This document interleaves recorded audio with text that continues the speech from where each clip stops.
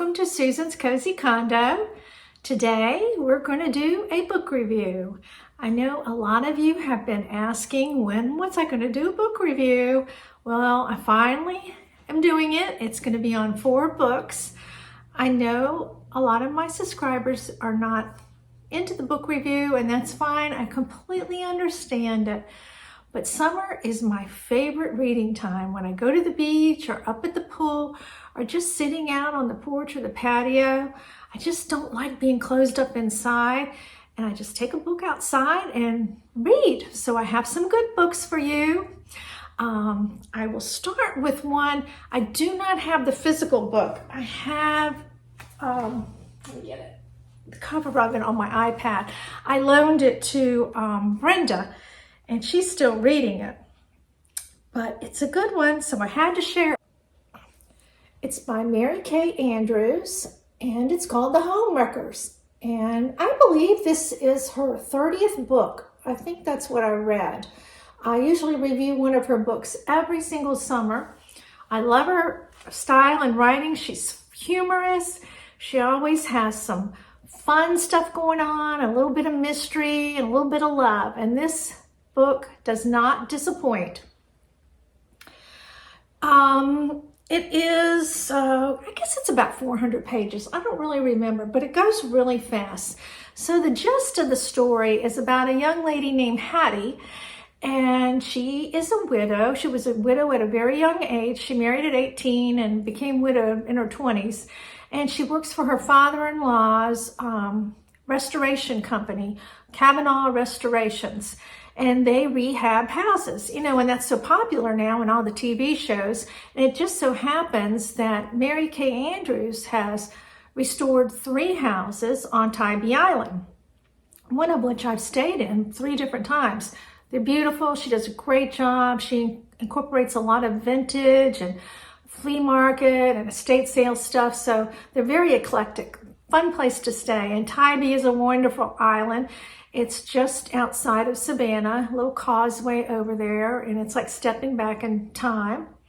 So anyway, the setting of this story is in Savannah. It starts off in Savannah, and then it goes to Tybee Island. And this lady, Hannah, works for her father-in-law, and she started on a restoration in Savannah and got in over her head and had to sell it without completing it. It broke her heart. She just poured everything she had into it, but she had to call it quits because there was just no way that they could complete it. So she felt very defeated, and she found a house on Tybee Island through a friend of a friend that had been in the family for, I believe, 100 years, but hadn't been lived in 20, 30 years. I don't remember the exact time. Very dilapidated, overgrown on Tybee Island on the water. So she did everything she could to get this house against her father-in-law's advice, and it so happens that a movie company or a television company was in Savannah looking for a project, so they wanted to follow her along on the renovations of this project. So it's all about the renovation of this house, what is uncovered, how they did it. You know, there's a little love, there's a little intrigue, some mystery, some very interesting surprises. And it's a really good story. And if you're into home renovations and you like that thing, you'll know right what they're talking about. And this girl, Hattie, tries to get all these neat vintage pieces to incorporate in it. So I just loved it. So, and I think you will too. So very well worth the read. And Mary Kay Andrews is always on the New York bestseller list, so I don't think it will disappoint. So we're going to move on to book number 2. This book is by Nicolas Sparks, and it's called The Wish. Now, I used to read Nicolas Sparks all the time, and I have not read him. I can't even tell you how many years I haven't read it, but my neighbor had this book, and she passed it on to me, and it was very good. And it's true Nicolas Sparks fashion in that, you know, somebody always dies. That's, you know, I'm not telling you anything you don't know. If you read Nicolas Sparks, you know that. But it's a great, great story. It's about a girl named Maggie who is being raised in Seattle, Washington, but circumstances lead to the fact that she has to go live with her aunt that she's not very familiar with on an island called Ocracoke. And Ocracoke Island is off the coast of North Carolina, and I've been there several times. And if you think Tybee's quaint, this island is like stepping back in time. Totally, mostly relies on visitors. In the winter, it's dead. So she is going in the winter. She's there during the winter months, so it is a dead island. But she's there, and she's got to make the best of it. And she doesn't really know her aunt that well. Her aunt was a former nun, so she lives there. And she falls in love with Ocracoke. Who couldn't? It's a gorgeous, quaint little place. She becomes friends with a family who really take her in. And they have a son named Bryce, about her age. And Maggie knows she's not going to be on that island for a long time, so she doesn't want to really get involved with anybody. But the story goes on and on. So in present times, Maggie this was like in 1996, I think the date was. But in present times, Maggie is a professional photographer, and she's part owner of a photography studio in New York. And she is ill. She hires somebody to come work at her studio, a young guy just out of college, and she tells her story to him. So that's how you learn about the Ocracoke story and how it meshes into the whole story. And that's all I'm going to say, because I just can't say anymore. You'll figure it out. It's very good. Very, very good. And the way the two stories mesh together, it's perfectly written, perfectly written. And you're going to laugh, and you may cry, but they're good tears. It has a very good ending. So please read it. It's great. All right, let's move right along to the next book.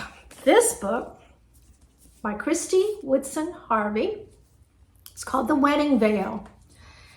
Now, looking at it, you think it takes place like in the early 1900s, which part of it does. Now, if you like historical fiction, you will like this, because this book incorporates George Vanderbilt, his wife, and his daughter Cornelia Vanderbilt into this story. But it starts off in modern time, today's times, of a young lady named Julia, and she's about to get married. And she loves this guy, she really does, but there's something just not right.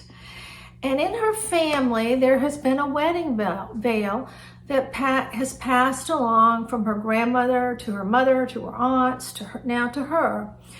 And it's time for her to put on this veil. And the story behind the veil is that if you wear this veil, your marriage will be forever happy and blessed and all that good stuff. So anyway, in this book, you learn the story behind this veil.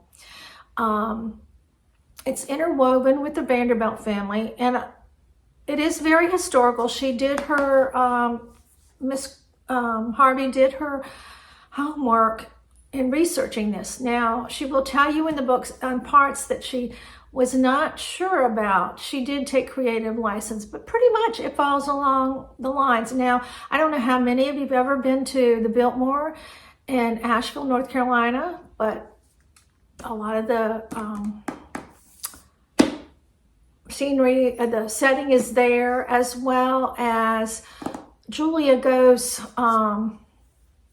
takes her honeymoon to an island, one of the Virgin Islands, and things happen there. So it's really hard to give a synopsis without telling too much. But I'm just telling you, from me to you, this is a really, really good book. And it has a surprise ending. And if you like history, I promise you, you will like this book. I promise you. So, the very last book I'm going to review, and there's no surprise here, is the book that my son wrote. It's titled The Iranian Deception by Matt Scott. It is the second book in a 3-book series The first book was titled Surviving the Lion's Den. And the third book, I think he said, should be out late winter, early spring. It's still going through the edits. But I know he's my boy. I know he's my boy, but this book is so good. It is a political thriller.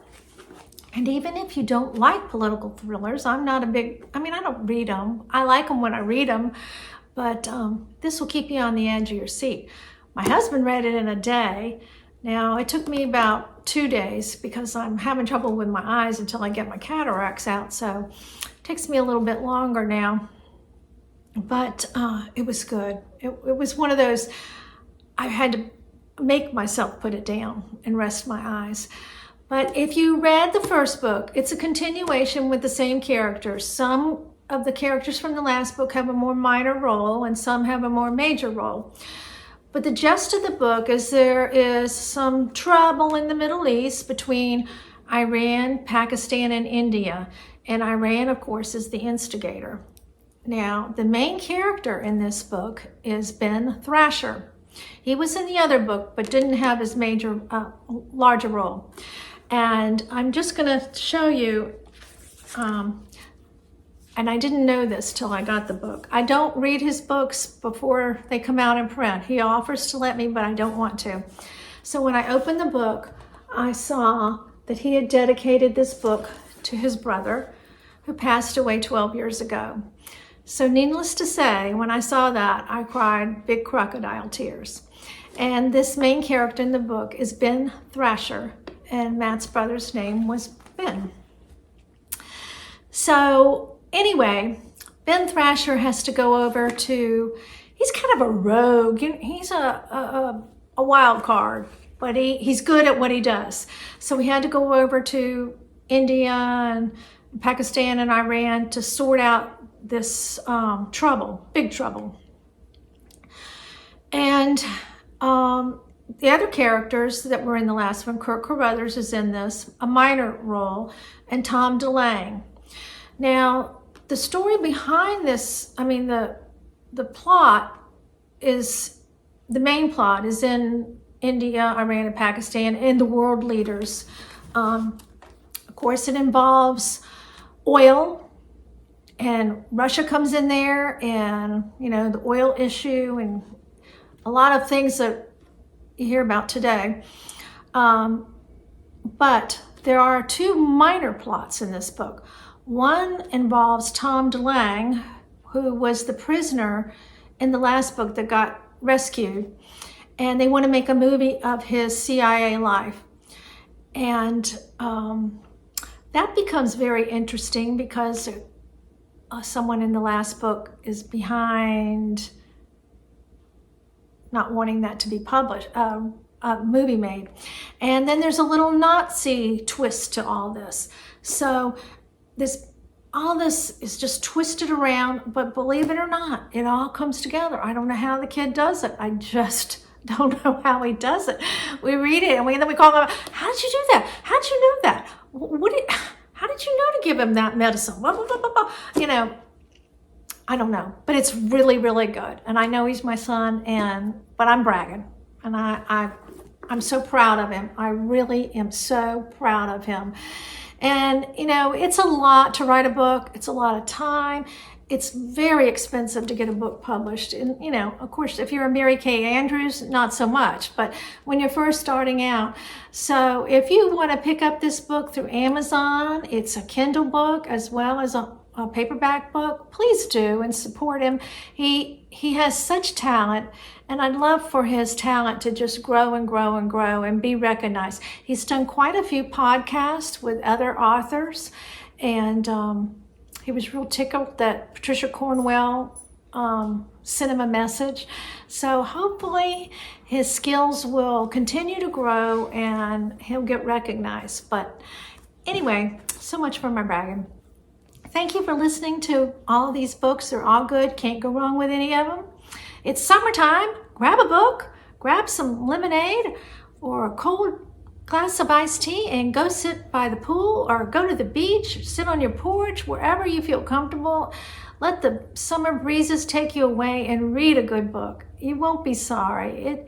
It's very therapeutic, and I promise you, you will feel rested and just really good. That's all I can say.